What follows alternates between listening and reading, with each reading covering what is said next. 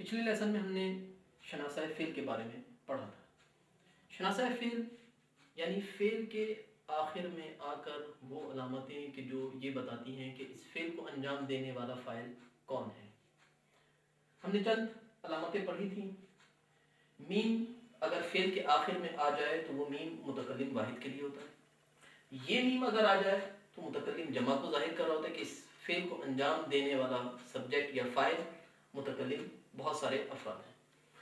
یہ مخاطب واحد کو، یہ دال مخاطب جمع کو اور نون دال غائب جمع کو بتاتا ہے کہ اس کو انجام دینے والا جو فرد ہے وہ بہت سارے افراد ہیں جو غائب ہیں۔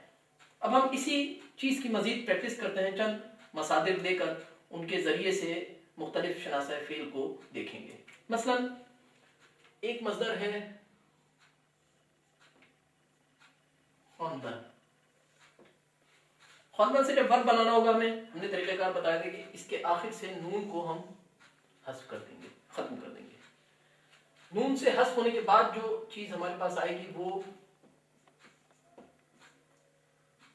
غائب، مفرد یا واحد، جسے ہم انگلش میں تھرڈ پرسن سنگولر کا کہتے ہیں۔ مصدر سے نون حذف کرنے کے بعد جو صیغہ سامنے آئے گا وہ مفرد غائب یا واحد غائب کا صیغہ ہوگا۔ اب مزید اگر ہم چاہتے ہیں کہ اس خوان سے مزید صیغے بنائیں، مزید فاعلوں کی طرف اس خوان کو نسبت دیں، خوان کے معنی پڑھنے کے ہیں، خواندن یعنی پڑھنا۔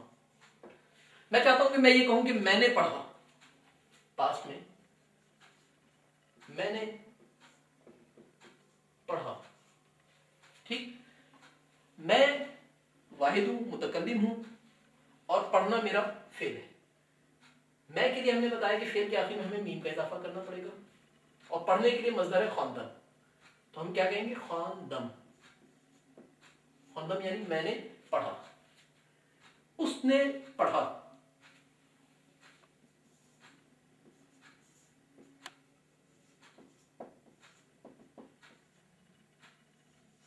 اس نے پڑھا،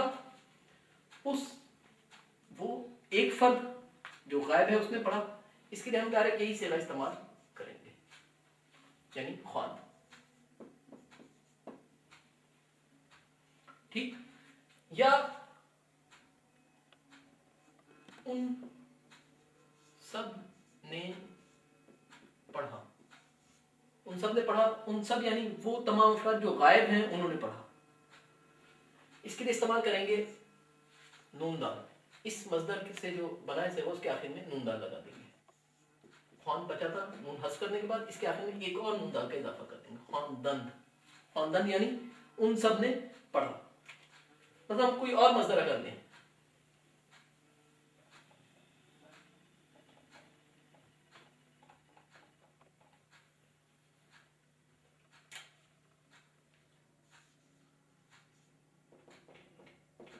شنیدن۔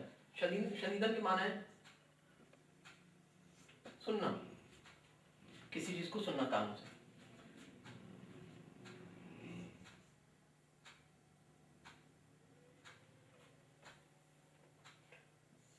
لکھا ہوا ملتا ہے شنیدین، شنیدین۔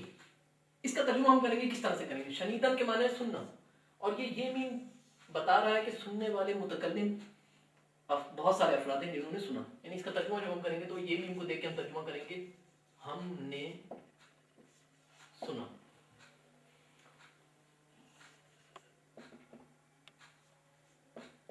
شنیدی، شنیدی آخر میں یہ آ رہا ہے،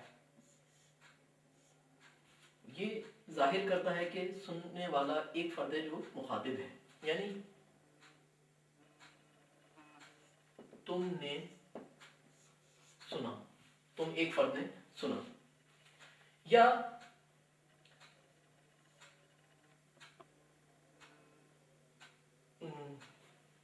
ہم اگر اس مثال کو اور اردو میں ہم لیں کہ نا انہوں نے سنا۔ انہوں نے یعنی وہ بہت سارے افراد جو غائب ہیں، انہوں نے سنا۔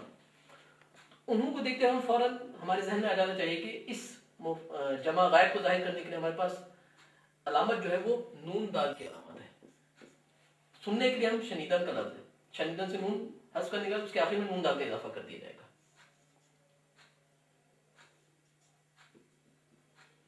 शनीदन, शनीदन यानी उन सब लोगों ने सुना या उन्होंने सुना। तमाम मसादिर को इस्तेमाल करते हुए इसी तरह से उनके आखिर में इजाफे करके हम मुख्तलिफ सीगे बना सकते हैं। अच्छा, ये बात जहन में रहे कि जब हम किसी भी लफ्ज को देखकर तर्जुमा करेंगे, किसी फेल को देखकर, इन्हीं अलामतों को देखकर हम उसका तर्जुमा भी करेंगे। या अगर हमें बोलना है कोई लफ्ज, मतलब मुझे अपने लिहाज से कोई बात करनी, मतलब मैंने लिखा, मैंने पढ़ा, मैंने सुना, या उसने लिखा, उसने पढ़ा, इस तमाम प्रोसेस को देखने के लिए हम इन्हीं अलामात को, शनासा फेल को देखते हुए मस्दर के आखिर में इजाफा करेंगे। मतलब मुझे पढ़ना है या मैंने पढ़ा, मैंने पढ़ा के लिए, या मैंने खाया, बिलफर्ज मुझे कहना है मैंने खाया,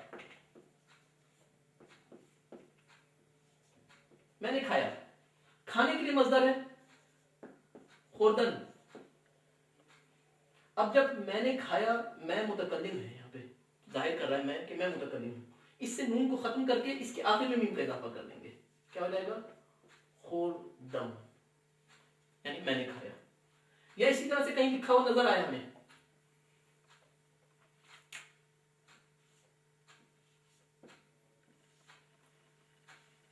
बरगश्तन,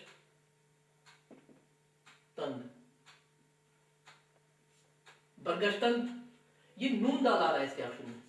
ये नून दाल जाहिर कर रहा है कि ये इस फेल को अंजाम देने वाले जो फाइल हैं वो गायब हैं और जमा है, यानी एक से ज्यादा अफराद हैं इस फेल को अंजाम देने वाले। क्या तर्जुमा हो जाएगा? गायब जमा का तर्जुमा हो जाता है उन्होंने, उन्हों से, या वो सब, जुमले की मुनासबत से, फेल की मुनासबत से। बरगश्तन की माना है पलटना। क्या तर्जुमा है? वो सब पलटे। इसी तरह से तमाम मसादिर को हम इन शनासा फेल के साथ इस्तेमाल करते हुए मुख्तलिफ माना ले सकते हैं माजी के अंदर। वल्हम्दुलिल्लाहि रब्बिल आलमीन।